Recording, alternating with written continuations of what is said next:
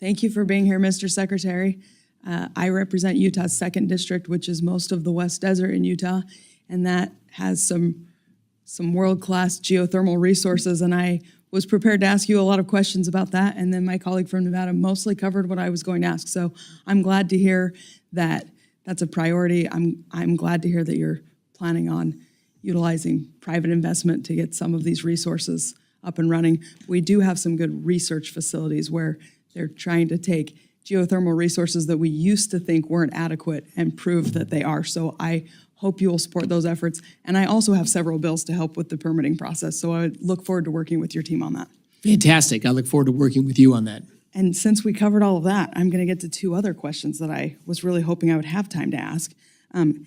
Given the importance of reducing our reliance on foreign countries for critical minerals, for fossil fuels, for a lot of the inputs to energy, what are you doing at the cabinet level with the other secretaries to support domestic mining, oil and gas development, refining capabilities, so that we're not just talking concepts about how we could be producing energy, but we're moving towards producing more energy and more of the inputs to energy here?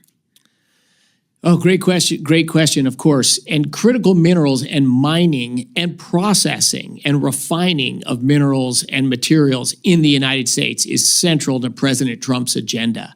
You know, we've gotten ourselves, fortunately, most oil and gas developments on private land. And so in spite of withering federal opposition, it is sort of advanced in spite of efforts at the federal government the last 4 years to strangle it. Mining is more difficult. You know, a lot of the resources for mining are on federal lands.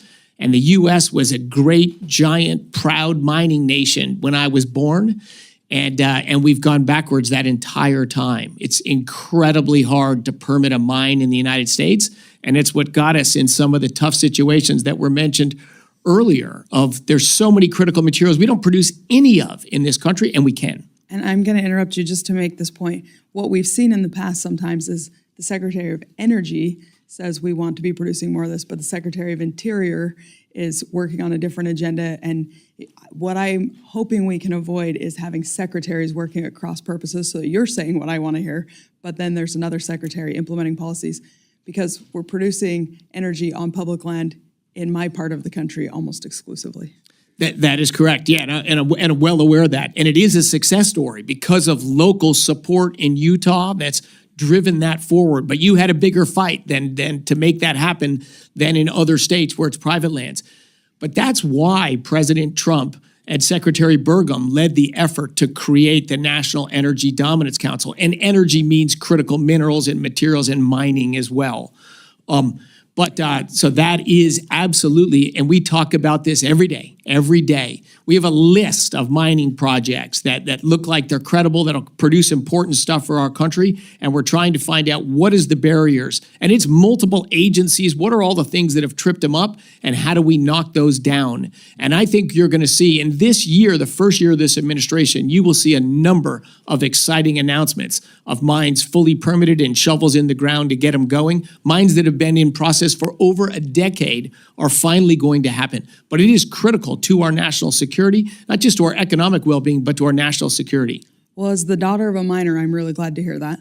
And that leads to my other question that I hope you can answer quickly in the time I have left. How are you working with state and local elected officials to make sure the plans you're making work for regional plans, and that everybody's engaged so that we don't have the federal government saying they're going to do something that then local governments don't have buy-in?